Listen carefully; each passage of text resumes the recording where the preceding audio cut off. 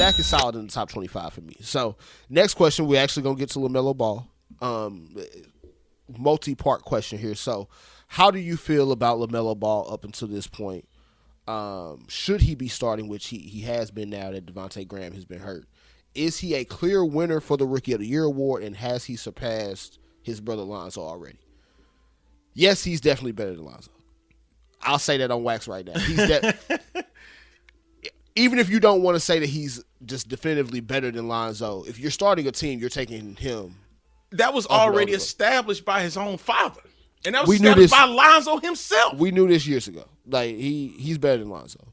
The ability to pass and like that feel for the game, feel for playmaking, of course, he's got a step ahead of him there. He's a better shooter than what I've seen from Lonzo. Mm-hmm. He's not as consistent, maybe, but he's a better shooter than Lonzo.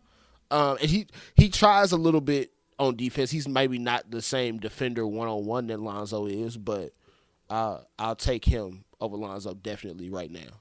Offensively, yes. And I didn't know that I was going to say that when he got drafted. Because there was some times, like, he definitely – I've been a big advocate for this ever since Luka got drafted. We have to start taking seriously these guys who go overseas and play instead of going to college. Because there is something to be said about playing against grown men and having to act as a grown man at 18, 19 years old when you travel with some of these international teams as opposed to just being on a college campus for 6 months. True. And I think that helped LaMelo. Not to say that it necessarily hurt Lonzo. I think Lonzo is the player that he was going to be. Looking back on it, it probably was unfair to give him expectations of like Jason Kidd and some of the other players that he was getting compared to out of UCLA, which, granted, in college he was great, but I think there was a learning curve that was going to happen for him in the league, especially with the jump shot and, feel how you want to feel about everything that happened with LeVar, but I think he's definitely better than Lonzo. Speaking of LaMelo, is he a clear winner for Rookie of the Year? I don't know. That's probably a terrible way to answer that, but so when the season first started, I thought it was between him and James Wiseman. James Wiseman since got hurt. He just came back, but they have him coming off the bench as opposed to starting. It's probably not going to be the situation for him to win Rookie of the Year. But I bet he wins it. I think he missed too many games. I feel like I'm talking about. Oh, LaMelo? LaMelo's going to win. Yeah, I think LaMelo's going to win it. So the other guilty pleasure league pass that I have has been the Kings, and it's only because of Tyrese Halliburton. Because of Tyrese Halliburton. And he is like, that would be my dark horse Rookie of the Year. I don't know that the Kings are going to win enough games because I feel like the Hornets are probably going to be a playoff team. Yeah.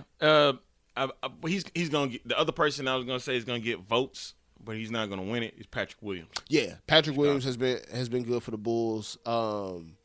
Reminds me a lot of Luol Deng, man. A sneaky rookie, Emmanuel Quickly for the Knicks. I have found myself watching more Knicks games than I played to coming into the season. No, it's going to do that to you, man, because you're starting to see these young guys. And there's a kid right now, I have to throw his name out there at Oklahoma State, Cade Cunningham. Hey, look, Cade a bad boy. Cade. He had a monster game today. If he does not go I don't care what happens between now and the next NBA draft. He don't go number one. Just fire the GM. Fire whoever has the number one pick if it's not Cade Cunningham. Because he's everything you want in today's NBA. I think he went for 40 today. 40 and 11. Yeah. And this is at Oklahoma State. Like, it ain't like he got no real help. The last time somebody went to Oklahoma State to play basketball? Joey Graham?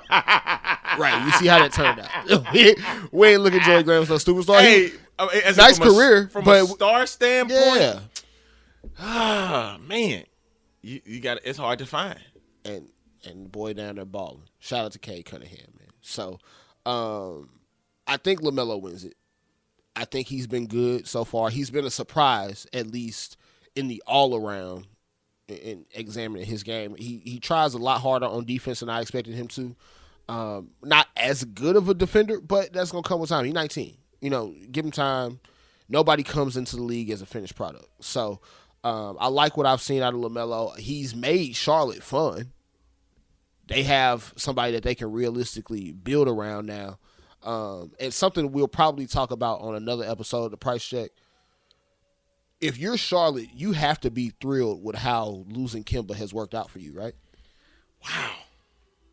Because if you look at them compared to the Celtics, while they're not the same contender that the Celtics are, I mean, they don't have Jason Tatum and Jaylen Brown. Like, that's just what it is.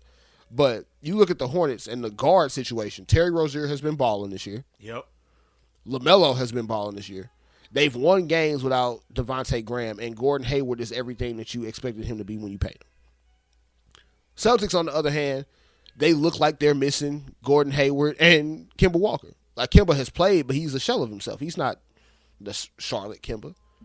That step back don't look the same because the knee's a little wobbly. A little shaky, man.